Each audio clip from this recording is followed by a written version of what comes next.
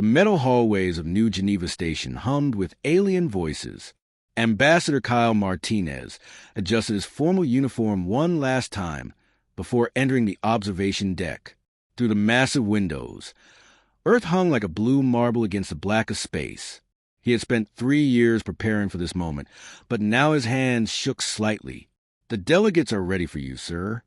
Lieutenant Sarah Kim stood at attention beside the door. Her young face showed the same nervous energy that Kyle felt in his chest. Kyle nodded and walked into the chamber. The room was huge, designed to accommodate different alien body types. The air smelled strange, like ocean water mixed with metal and something sweet he could not name.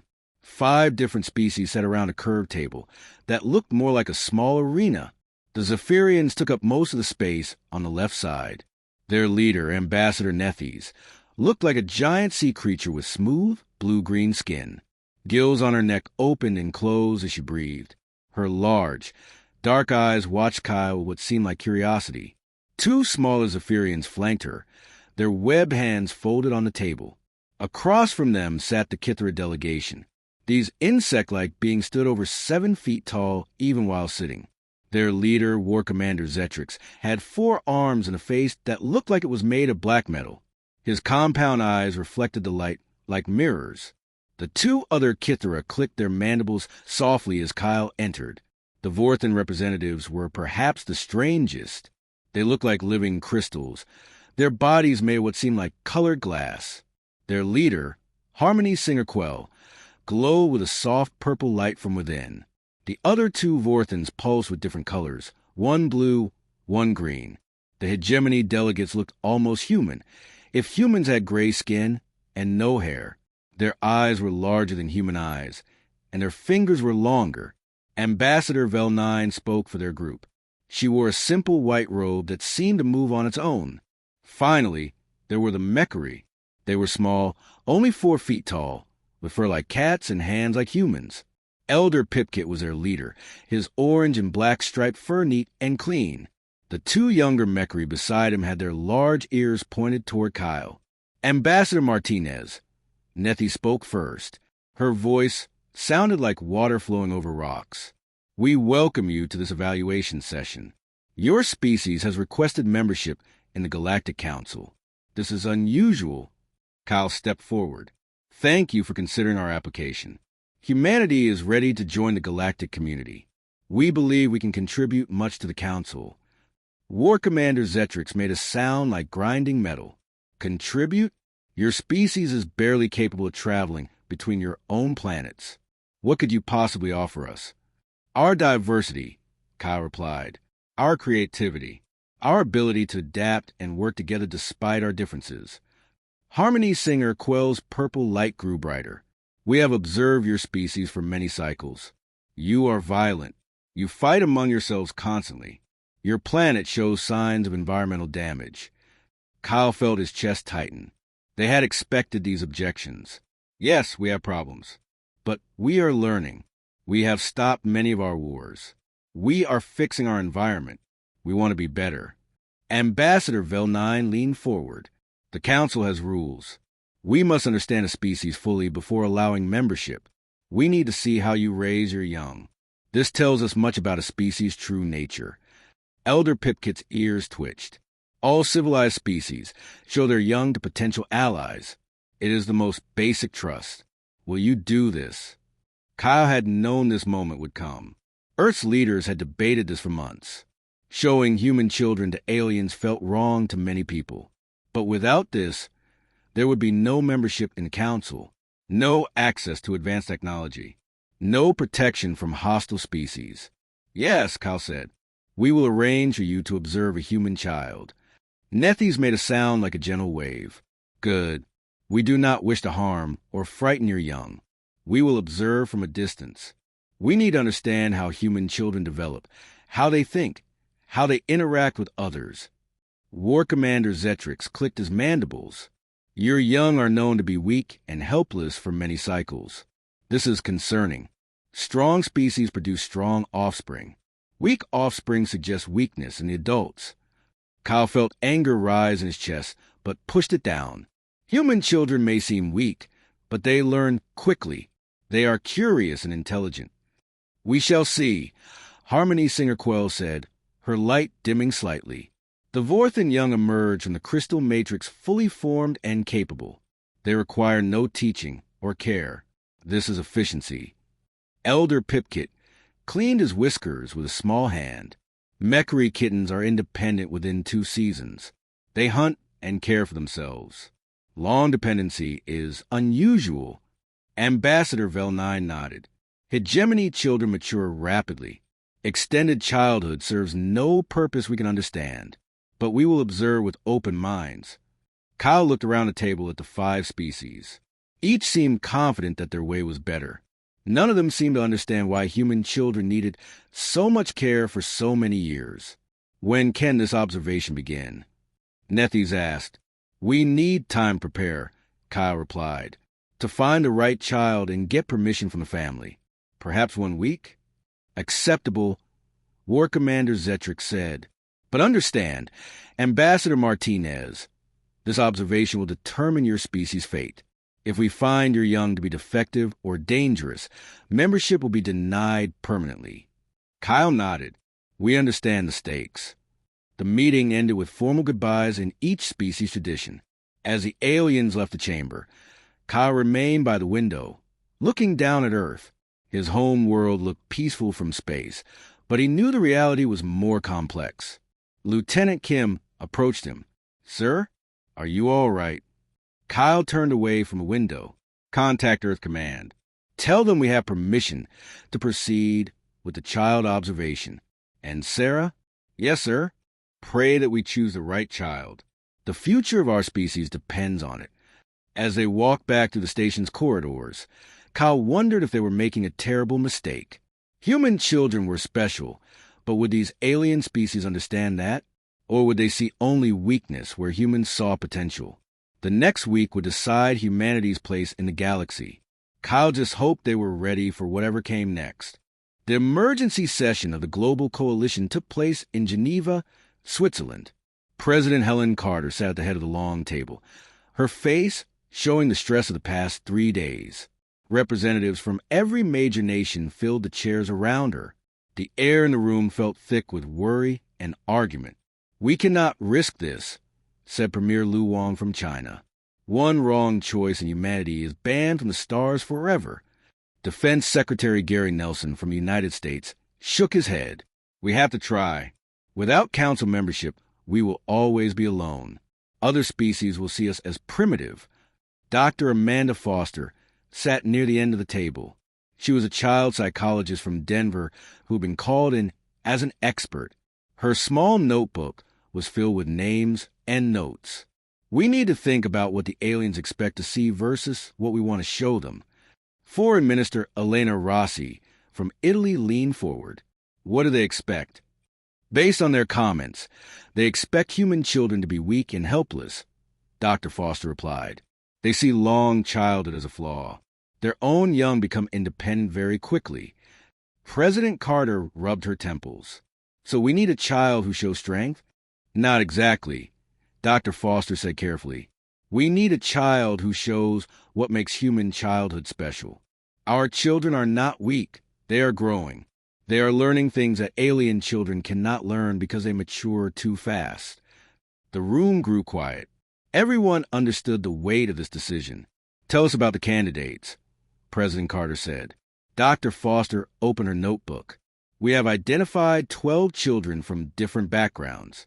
All are between 7 and 9 years old. All are healthy and intelligent. But I think I know who we should choose. She turned to a page near the back. Danny Wright, age 8, from Denver, Colorado. His father, Tom Wright, is a construction worker. His mother, Carol Wright, is a school teacher.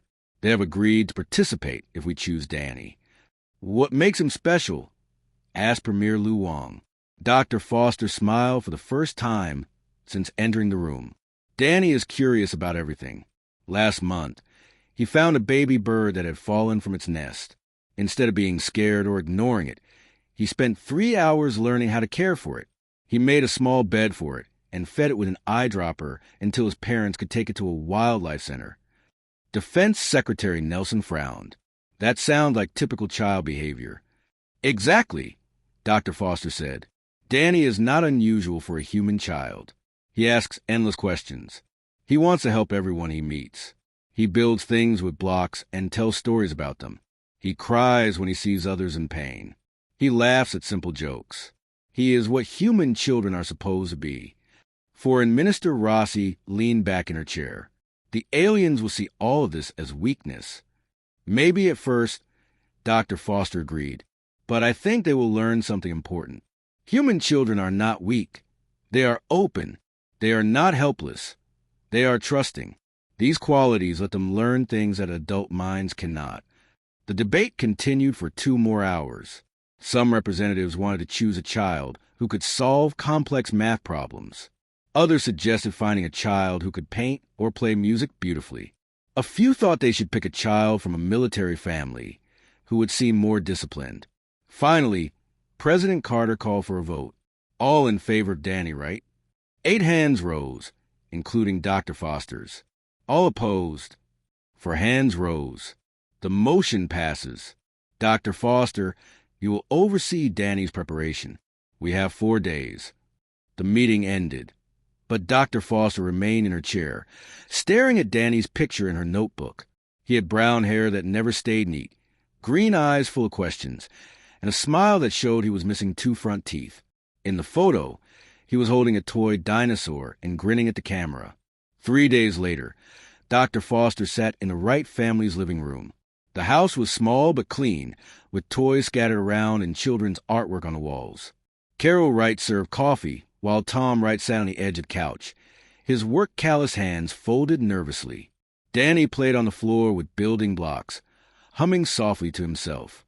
He had built what looked like a castle, and was making up a story about the brave knights who lived inside it. Dr. Foster, Carol said quietly, we have told Danny that he is going to meet some new friends who come from very far away. He is excited about it. Good, Dr. Foster replied. Has he asked many questions? Tom laughed despite his nervousness. Danny always asks questions. Yesterday he wanted to know if the visitors have pets like we do. This morning he asked if they like pizza. Danny looked up from his blocks. Dr. Foster, will the visitors want to see my dinosaur collection? I have 17 different kinds. I think they would love to see your dinosaurs, Danny, she replied. Tell me, what would you want to ask them? Danny sat up straighter, his eyes bright. I want to know if they have kids like me, and if they ever get scared of the dark, and if their moms make them eat vegetables too. Dr. Foster felt her chest tighten. These questions would tell the aliens more about humanity than any formal presentation could. Danny, she said gently, the visitors look very different from us. They might seem a little scary at first, but they are nice. Would that bother you? Danny considered this seriously. I was scared of Mr. Peterson's dog at first because it was really big, but then I gave it a treat and petted it, and now we are friends. Maybe the visitors just need treats too. Carol Wright wiped her eyes with a tissue. Tom reached over and squeezed Danny's shoulder. You are a good boy, Danny, Tom said. Just be yourself, okay? Okay, Dad. That evening, Dr. Foster made her final report to President Carter. Danny is ready. He is not scared. He is curious and kind. If the aliens cannot see the value in those qualities, then perhaps we do not want to join their council anyway. President Carter was quiet for a long moment. Dr. Foster, do you really think this will work? I think Danny will show them something they have never seen before. Whether they understand it or not, that is up to them. The next morning, a small convoy of black vehicles picked up Danny and his parents from their home. Danny waved goodbye to his friends through the car window, promising to tell them all about his adventure when he returned. As they drove toward the airport, Danny pressed his face to the window and watched the world go by. In his backpack, he carried his favorite dinosaur, a book about space, and a handmade card for his new friends. He had no idea that the future of humanity rested on his 8-year-old shoulders. But even if he had known, Dr. Foster thought, he probably would have just asked more questions about it. The observation facility on Luna Base looked like a comfortable home from the outside. Inside, cameras and sensors hidden behind mirrors, and paintings watched every corner. Lieutenant Colonel Jake Peterson walked beside Danny right through the main hallway, carrying the boy's small suitcase. Danny looked around with wide eyes. "This place is really big, Mr. Peterson. Do you live here?" "Sometimes," Jake replied, "when I have important work to do, just like today." In the observation room next door, 5 alien species watched through one-way screens. The chamber was dark except for the glow from their monitoring equipment. Ambassador Nethes floated in a special tank filled with water, her gills moving steadily. The other delegates sat or stood according to their body types. The human child appears even smaller than our reports indicated, War Commander Zetrix noted. His 4 arms moved independently as he adjusted different viewing screens. "Look at how thin its limbs are. How does it survive?" Harmony Singer Quell pulsed with soft blue light. "Observe its movement patterns. It lacks coordination." A Vorthan youngling emerges with perfect motor control. Elder Pipkit cleaned his whiskers nervously. Mechary kittens are hunting prey by this age. This creature seems incapable of feeding itself. In the next room, Danny had found the play area. His eyes lit up when he saw the building blocks, books, and art supplies arranged on low tables. Jake helped him unpack his backpack, pulling out the toy dinosaur, spacebook, and handmade card. "Can I play with these?" Danny asked, pointing at the blocks. "Of course. That's what they're here for." Danny immediately sat on the floor and began sorting blocks by color and size. His small hands moved quickly, building what looked like a tower. But as he worked, he started talking to himself. "Okay, this is the main castle," he said, placing a red block on top. "And this is where the king lives. But he needs stairs to get up there, so..." Danny added smaller blocks in a spiral pattern around the tower. Ambassador Vel9 leaned forward in the observation room. "What is it doing?" "The construction serves no practical purpose." "It appears to be playing," Nethe said, confusion clear in her voice. "But the play follows complex rules. See how it creates structural stability without formal engineering knowledge." Danny continued building, adding walls and bridges between towers. "The king has to protect his people," he explained to his dinosaur toy. "So the walls have to be really strong. And there has to be a way for everyone to escape if bad guys come." War Commander Zetrix made a grinding sound. It speaks to an inanimate object as if it were alive. This suggests mental deficiency. "Wait," Elder Pipkit said, his ears twitching. "Watch his construction technique." Danny had encountered a problem. His bridge kept falling down because it was too long. Instead of giving up, he sat back and studied the structure. Then he began taking blocks from other parts of the castle to create support pillars in the middle of the bridge. "There," Danny said with satisfaction. "Now everyone can walk across safely." Harmony Singer Quell's light shifted to purple. It solved an engineering problem through trial and observation, without instruction. Mechary Young learned through play too, Elder Pipkit admitted quietly. But they do not create imaginary scenarios with such detail. Danny had moved on to the books. He opened his space book and compared the pictures to a set of blocks shaped like rockets and planets. Soon he was building a solar system on the floor, placing the blocks in careful orbits around a central sun block. "Earth is here," he told his dinosaur, "and Mars is here. But Mars is really cold, so the people there would need warm houses, maybe underground." He began building structures on the Mars block. Ambassador Vel9's large eyes widened. It is extrapolating from limited data, creating theories about off-world habitation based on basic planetary information. In the room, Dr. Amanda Foster entered quietly. She had been watching from another location and decided it was time to interact with Danny. "Hi, Danny. How are you doing?" Danny looked up with a bright smile. "Dr. Foster, I'm building Mars houses. Want to see?" She sat on the floor, beside him. "Tell me about them." "Well, Mars doesn't have much air, right? So the houses have to be sealed up tight. And it's cold, so they need good heating. Maybe they could use underground springs like we have on Earth." Danny pointed to different parts of his construction. "And they need gardens inside to grow food." The aliens watched in stunned silence as an 8-year-old human described concepts that some species took centuries to develop. "Danny," Dr. Foster said gently, "would you like to draw a picture? Can I draw one for the visitors?" Mr. Peterson said they come from faraway places. "I think they would love that." Danny moved to the art table and began drawing with colored pencils. His picture showed stick figures holding hands under a sky full of stars. Some figures looked like regular people, but others had different shapes. Tall ones, short ones, ones with extra arms. "This is me," Danny explained as he drew, "and this is Mom and Dad. And these are my new friends from the star places. We're all holding hands because that's what friends do." War Commander Zetrick stepped back from his viewing screen. It drew us without seeing us. It imagined what we might look like and included us in its social group. "That's impossible," Ambassador Vel9 whispered. "No species naturally includes unknown aliens in their family structure."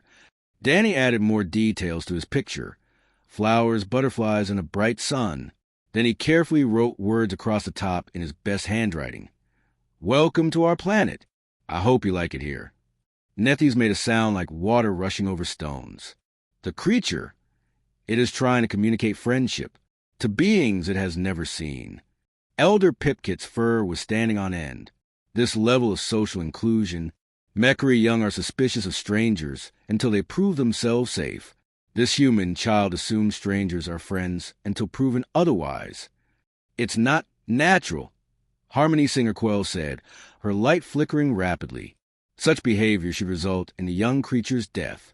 Predators would exploit such trust." In the playroom, Danny had finished his picture and was now reading a book aloud to his dinosaur toy. His voice was animated as he told the story of a brave knight who helped a dragon find its lost baby. "You see," Danny explained to the toy, "the dragon wasn't really mean. It was just scared because it couldn't find its baby.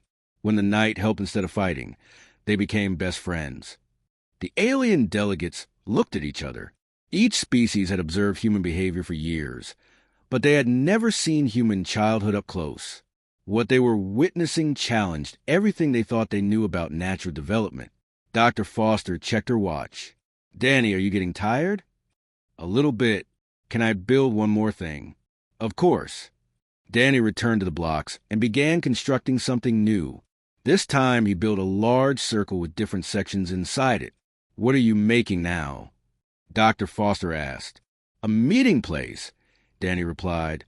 "See, this part is for people like us, and this part is water for fish people, and this part is up high for flying people, and this part is really warm for cold people.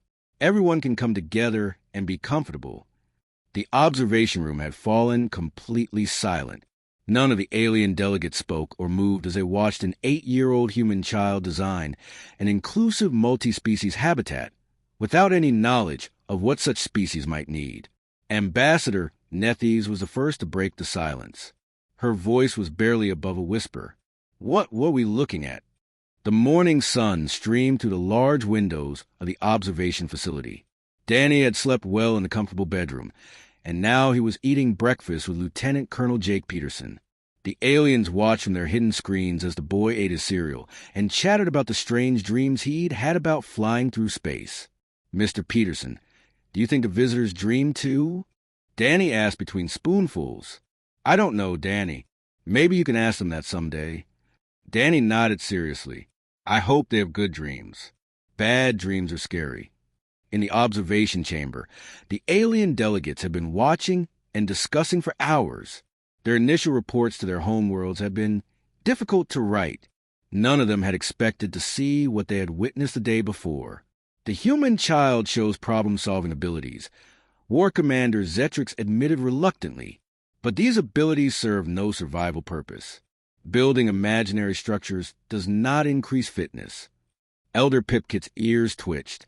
Among Mechri, play prepares the young for adult roles. Hunting games teach real hunting, but this human's play serves no clear function. Harmony Singer Quell pulsed with uncertain colors. Perhaps the extended development period allows for different types of learning? Ambassador Vel9 remained skeptical. Extended childhood is inefficient. Resources are wasted on non-productive individuals for many cycles. Their debate was interrupted by Danny's voice from the main room. He had finished breakfast and was now standing by the large window, looking outside at Luna Base's carefully maintained garden area. "Mr. Peterson, there's a bird outside, and I think it's hurt." Jake moved to the window. Indeed, a small earth sparrow, imported as part of the base's ecosystem project, was hopping on the ground with one wing dragging at an odd angle. "Oh no," Danny said, his voice full of concern. "We have to help it." "Danny, wild birds can be dangerous if they're scared. They might bite or scratch." But Danny was already moving toward the door. "It's hurt, Mr. Peterson. It needs help. Please." The alien observers leaned forward as Jake considered the situation. The boy was clearly determined to help the injured creature, despite the potential risk to himself. "All right," Jake said finally, "but we do this carefully, okay? I'll get some supplies." While Jake contacted the base veterinarian, Danny pressed his face to the window, watching the bird. Tears formed in his eyes as he saw it struggle to fly with its broken wing. "Don't worry, little bird," he whispered to Glass. "We're going to help you feel better." War Commander Zetrix made a confused clicking sound. The human child shows distress over an unrelated organism's pain. This serves no evolutionary purpose. The bird is not of its species, not of its family group. Look at its physiological responses. Ambassador Vel9 noted: elevated heart rate, tear production, stress hormones. The child is experiencing genuine emotional pain because of another creature's suffering. Dr. Foster arrived with Jake and a small medical kit. She had worked with injured animals before and knew how to handle the situation safely. "Danny," she said gently, "I need you to be very still and quiet while we help the bird, okay? Scared animals can hurt themselves more if there's too much noise." "I'll be really quiet," Danny promised, his voice barely above a whisper. They went outside to the garden area. The sparrow tried to hop away as they approached, but its broken wing made escape impossible. Danny stayed several feet back as instructed, but his whole body was tense with worry.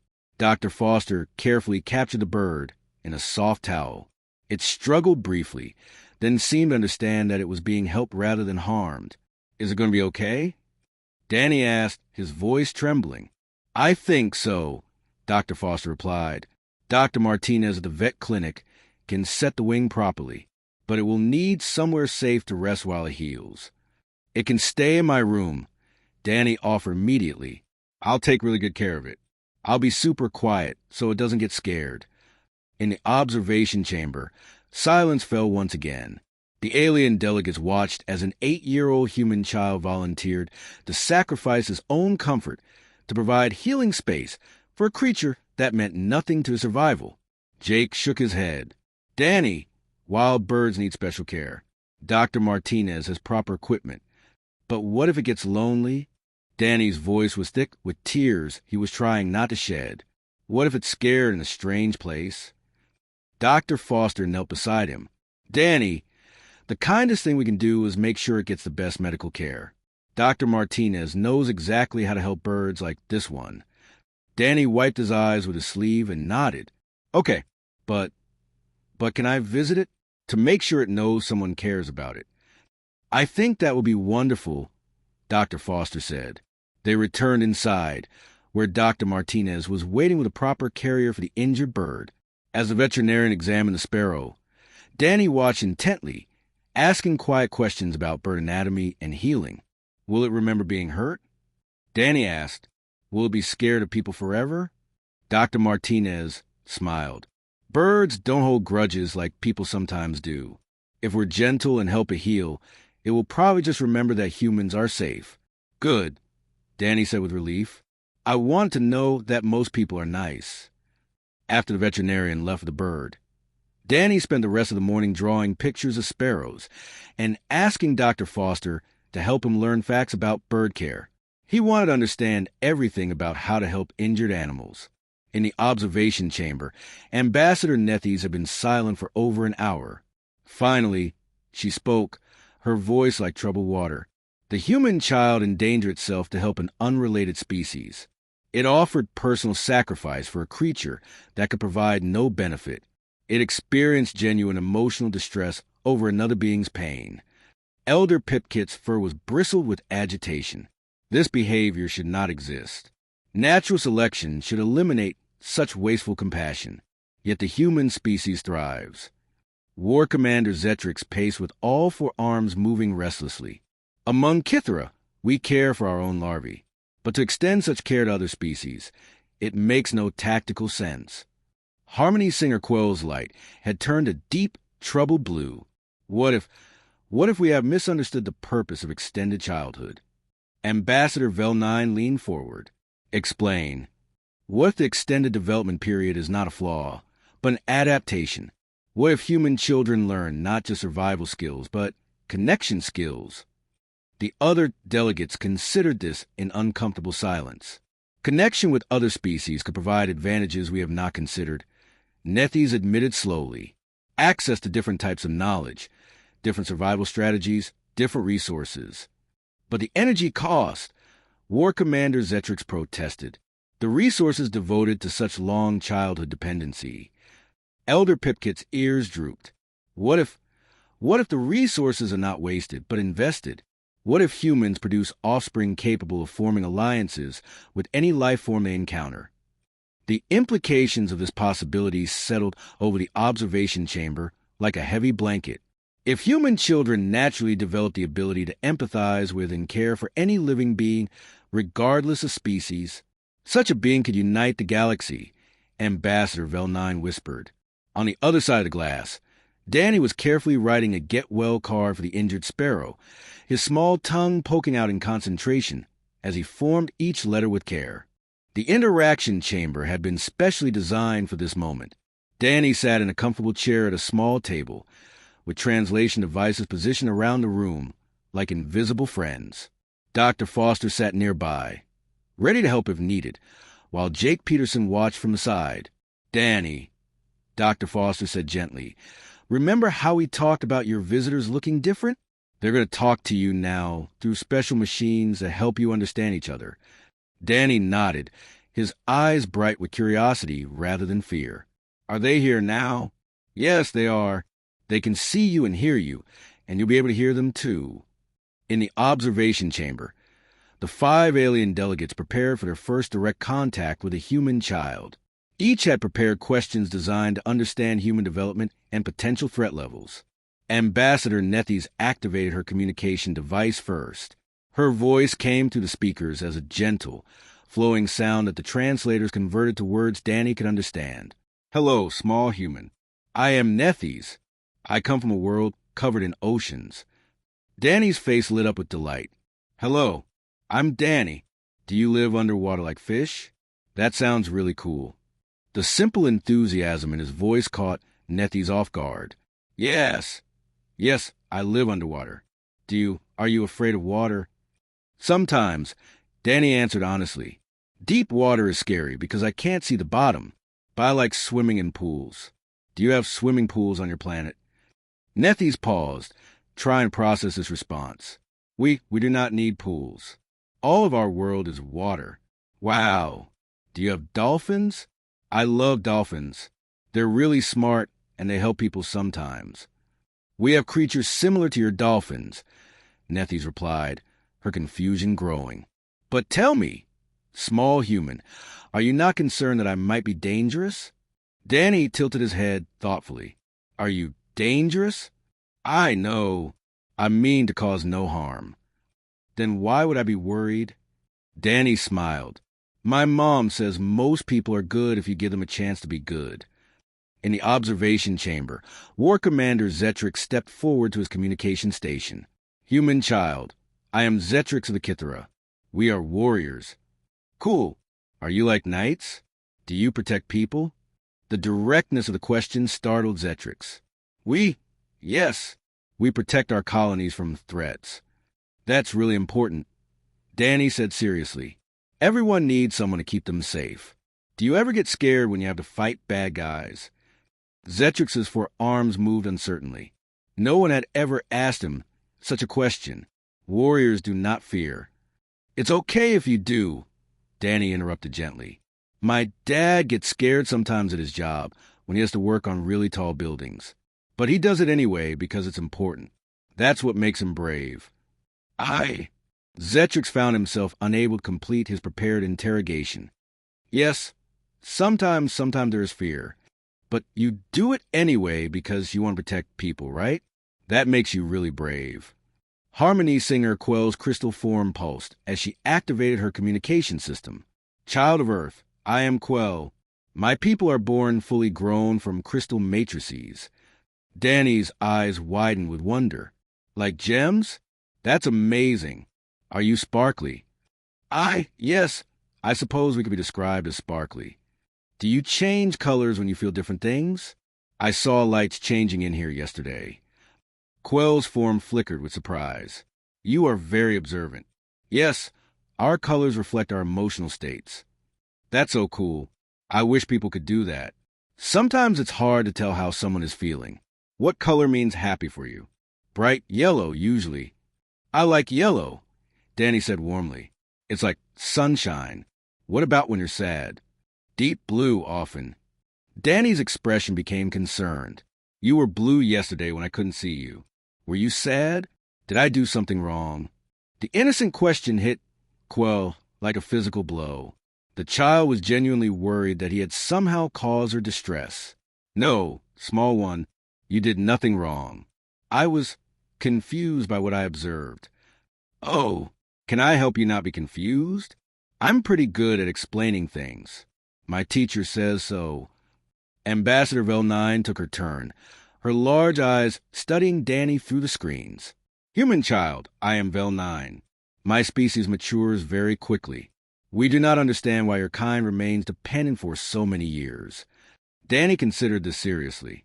Well, I think it's because we have to learn a lot of really hard stuff, like how to read and write and do math, and how to be kind to people who are different, and how to take care of animals and plants, and how to make friends with people we've never met before.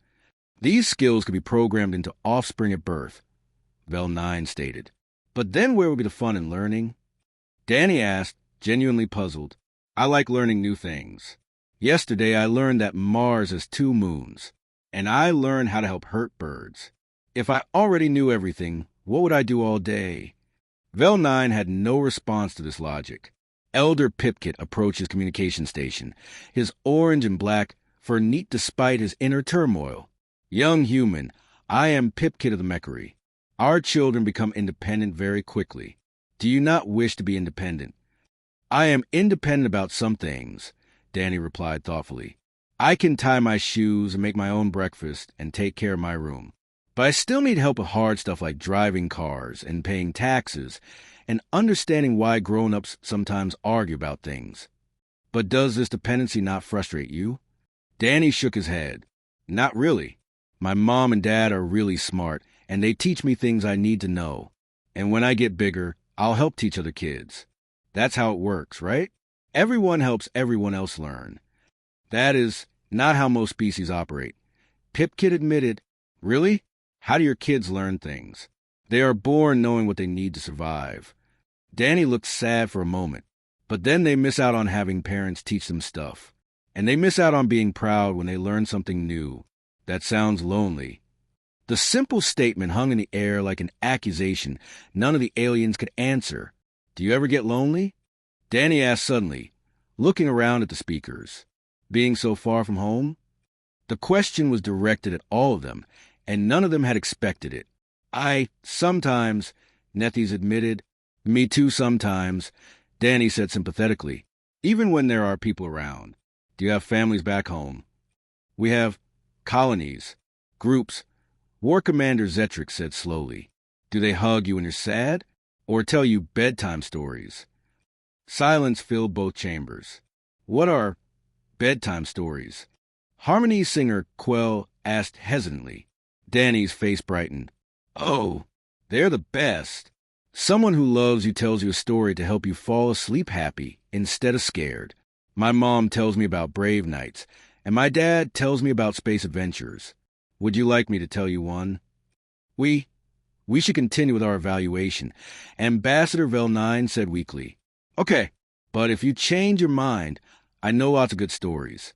And if you ever feel lonely, I could be your friend. Friends help each other feel better. In the observation chamber, 5 of the galaxy's most advanced species stared at their monitoring equipment in stunned silence. They had come to evaluate human potential as members of their alliance. Instead, an 8-year-old child had just offered to be their friend. Captain Lisa Brooks entered the observation facility with a folder of documents and a grim expression. The alien delegates had requested a formal briefing on human child development, and she knew this conversation would determine humanity's future among the stars. Dr. Amanda Foster joined her in the main briefing room, where holographic displays showed charts and graphs about human growth patterns. Through the one-way mirror, they could see Danny in the next room, carefully drawing pictures for each of his new friends while humming softly to himself. The alien delegates took their positions in the observation chamber. The past 2 days had left them confused and disturbed in ways they could not fully express. Ambassador Nettie spoke first, her voice carrying the weight of troubled waters. Captain Brooks, we require clarification about human development. What we have observed does not match our understanding of evolutionary efficiency. Captain Brooks activated the holographic display. What specifically concerns you, Ambassador? War Commander Zetrick stepped forward, his forearms moving with agitation. Your offspring remain vulnerable and dependent for approximately 18 of your years. This represents a massive resource expenditure with no apparent survival benefit. Actually, Commander, that's exactly the point, Dr. Foster interjected. May I explain? She moved to the display and brought up a comparison chart, showing brain development across different species. Most galactic species are born with brains that are essentially complete. Your young emerge ready to function independently because their neurodevelopment happens entirely before birth. Elder Pipkit's ears twitched. This is efficient. Resources are not wasted on helpless offspring. But humans are different, Dr. Foster continued. Our children are born with brains that are only about 25% developed. The rest of their neural growth happens outside the womb, over many years. Harmony Singer Quell pulsed with uncertain purple light. This seems like a severe evolutionary disadvantage. Captain Brooks shook her head. It's actually our greatest evolutionary advantage. Because our children's brains continue developing for so many years, they can form neural pathways that fixed brains cannot create. She changed the display to show neural activity scans. A Kithra brain is highly efficient, perfectly designed for your environment and survival needs, but it cannot adapt beyond those parameters. A human child brain can literally rewire itself based on experience. To what end? Ambassador Vel9 asked. What advantage does this provide? Danny is going to show you, Dr. Foster said quietly. In the next room, Danny had finished his drawings and was now building something new with blocks. But this time, he was constructing different environments side by side, one with water, one underground, one up high, one with crystalline structures. Danny, Dr. Foster said to the communication system, can you tell us what you're building? Houses for my new friends. Danny replied cheerfully. Nethies needs water, so her house is a big pool. Zetrick's is really big and strong, so his house has high ceilings and strong walls. Quell is sparkly like gems, so her house has special windows to make pretty light patterns. The alien delegate stared in silence as Danny continued. Pipkit is smaller like me, so his house has cozy small spaces. And Vel9 is really smart, so her house has lots of bookshelves for learning things. Captain Brooks turned to the aliens. Danny has never seen any of you. He knows nothing about your physical requirements or cultural preferences, but his brain is doing something that your brains cannot do. It's imagining the needs of beings completely outside his experience and creating solutions for them. That is impossible, War Commander Zetrick stated flatly. No species can accurately predict the needs of unknown aliens. Danny isn't predicting, Dr. Foster explained. He's empathizing. His developing brain is creating emotional connections with beings he's never seen, then using those connections to imagine what would make them comfortable and happy. In his play area, Danny had moved on to his art supplies again. This time he was drawing what looked like a large meeting table with different types of chairs around it. This is for when we all want to eat dinner together, he explained to Dr. Foster. Everyone gets a different kind of chair that's just right for them, and we can share our favorite foods with each other. Harmony Singer Quell's light flickered rapidly. The child is designing inclusive environments instinctively, but how does it know what we need? It doesn't know, Captain Brooks replied. It cares, and because it cares, it tries to understand. This is what extended childhood gives us. Time to develop the neural pathways for unlimited empathy. Ambassador Velnine leaned forward. But surely this is limited to other humans? Caring for one's own species is common enough. Dr. Foster smiled sadly. Watch! Danny had found a small beetle crawling across the floor. Instead of ignoring it or being frightened, he gently cupped it in his hands. Hey, little guy, he whispered. Are you lost? Let me help you get outside where you belong. He carried the beetle to Dr. Foster. Can we put him in the garden? I think he'd be happier there. Of course, Danny. As they watched through the window, Danny carefully placed the beetle on a leaf and said, There you go. Now you can find your family again. The observation chamber had fallen completely silent. The child shows protective instincts toward every living being encounters, Nethes whispered, regardless of species size or potential benefit to itself. Captain Brooks nodded.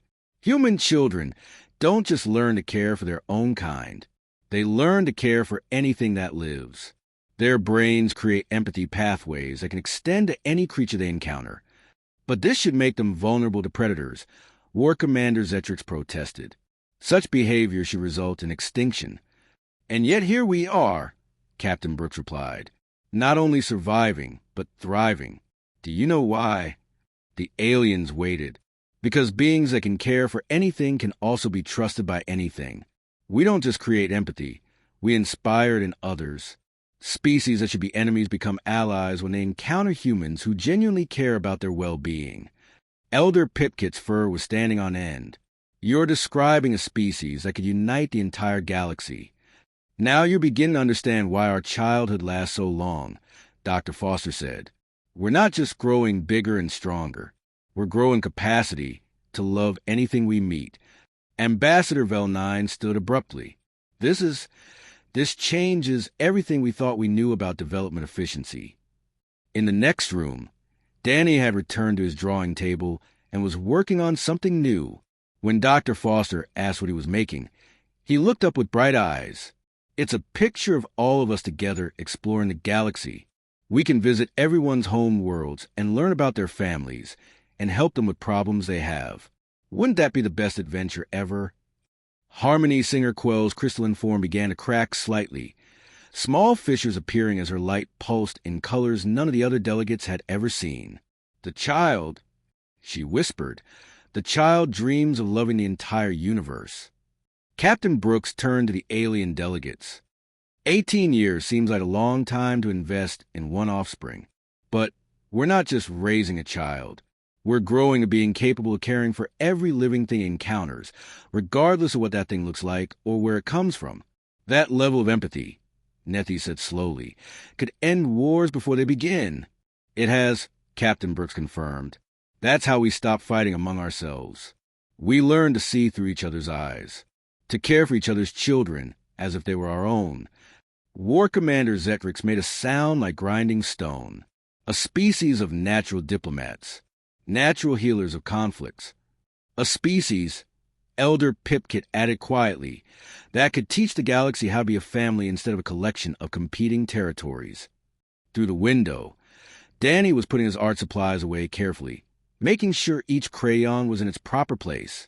Such a simple action, but the aliens now understood it differently. They were watching a brain that had been trained through years of patient development to care about order, beauty, and the proper place for every living thing in the universe. The final observation session was scheduled for the morning, but Danny had woken up early with a worried expression on his small face. Dr. Foster found him sitting by the window, looking out at the stars visible beyond Luna Base's protective dome. Danny? What's wrong, sweetheart? Danny turned to her with tears in his green eyes. Dr. Foster, I think my new friends are sad. What makes you think that? Yesterday when we talked, Their voices sounded lonely, especially Quell. Her colors were all dark blue, and Pipkit's voice was really quiet, like when I'm sad and don't want to talk much. Dr. Foster felt her heart squeeze. That's very thoughtful of you to notice, Danny. Can I make them something to help them feel better? In the observation chamber, the alien delegates had been discussing through the night. The revelations of the previous day had shaken their understanding of development, evolution, and the very nature of intelligence itself. We must reconsider our entire framework for evaluating species, Ambassador Nethy said, her form floating restlessly in her tank. What we interpreted as weakness may be the most advanced survival strategy in the galaxy. War Commander Zetrix paced with all four arms moving. My species values strength above all else. But I find myself moved by this small creature's concern for beings it has never seen. That is precisely the problem, Harmony Singer Quell said, her crystal form dim with troubled thoughts. I am experiencing emotional responses that my people consider primitive. The human child behavior is affecting my judgment. Elder Pipkit cleaned his whiskers nervously. Perhaps that is not a flaw in our judgment, but an evolution of it. Ambassador Vel9 had been quiet for most of the night. Now she spoke carefully. I have been running calculations. If humans can consistently produce offspring with this level of empathetic capacity, they represent a threat to existing power structures throughout the galaxy. A threat? Nethes asked. Think about it, Vel9 continued. Wars depend on the ability to see enemies as other, as less deserving of life than your own kind.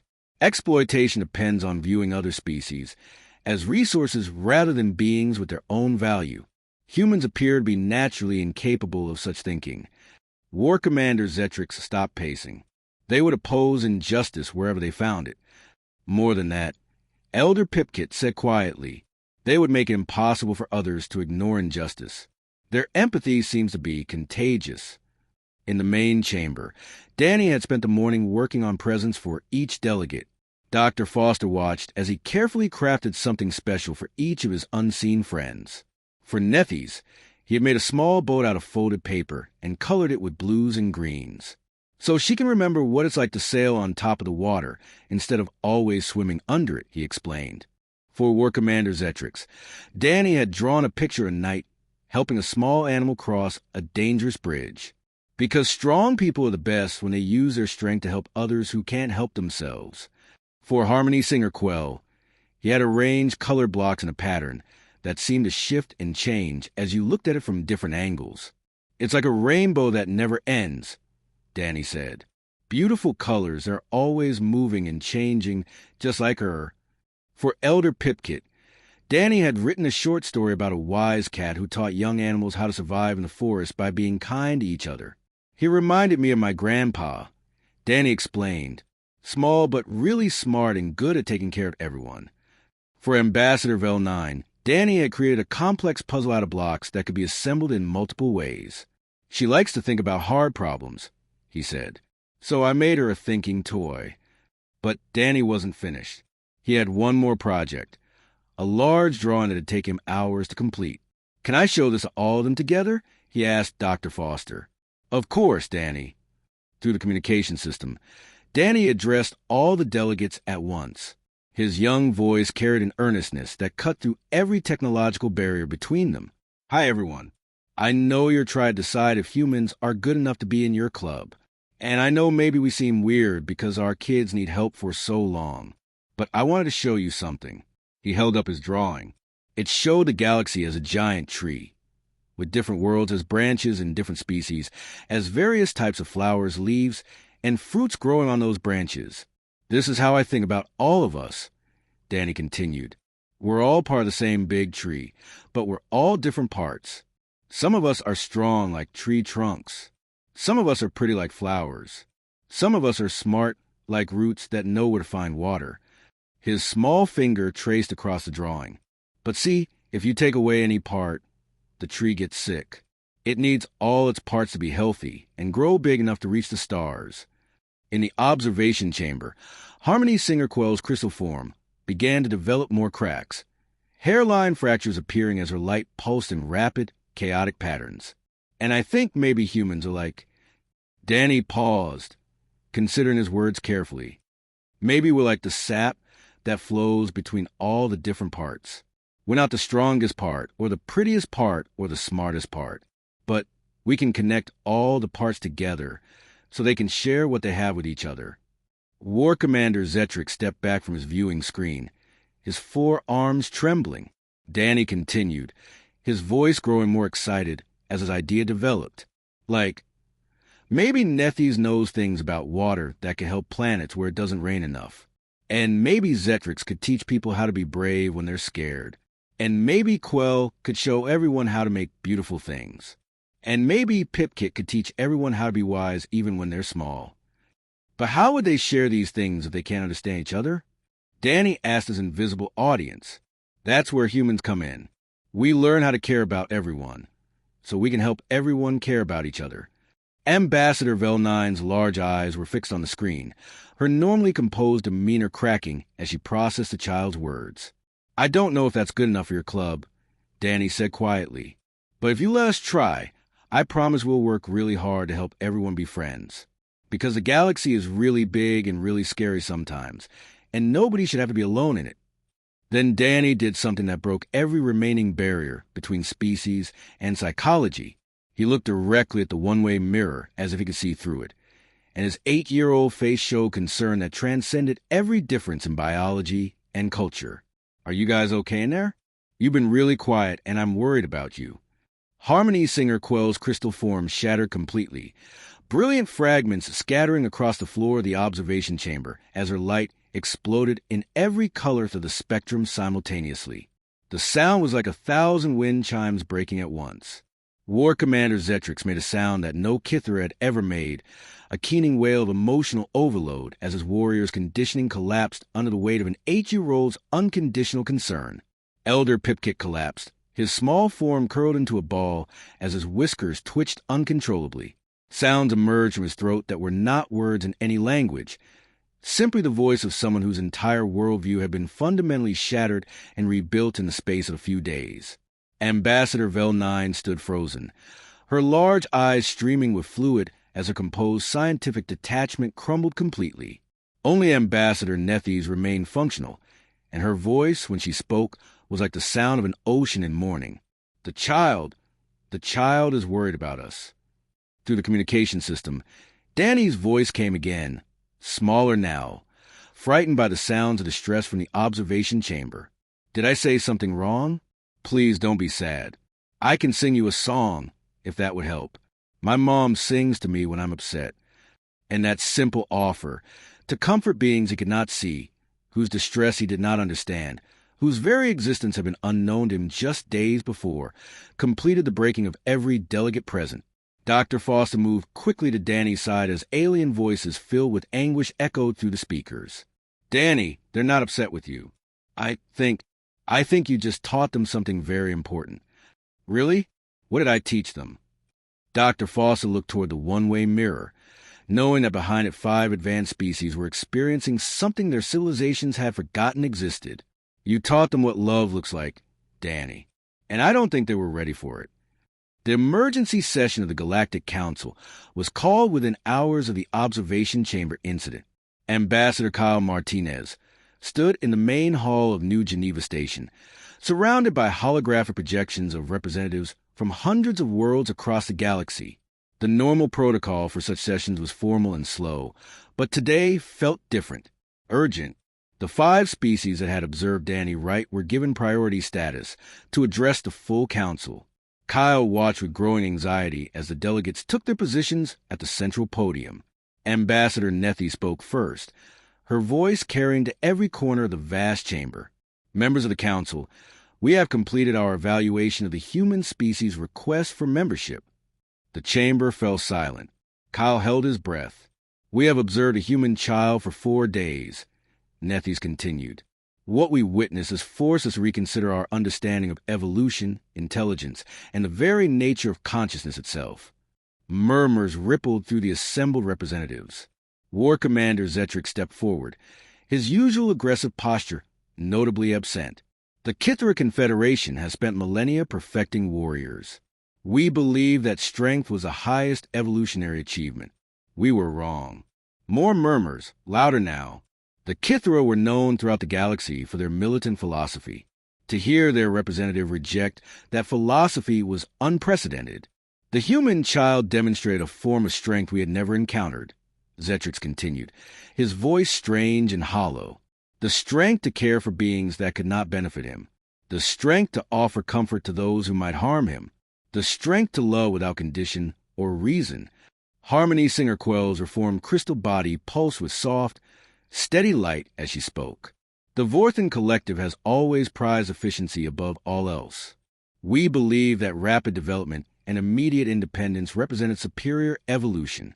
The human child taught us that we had confused efficiency with effectiveness.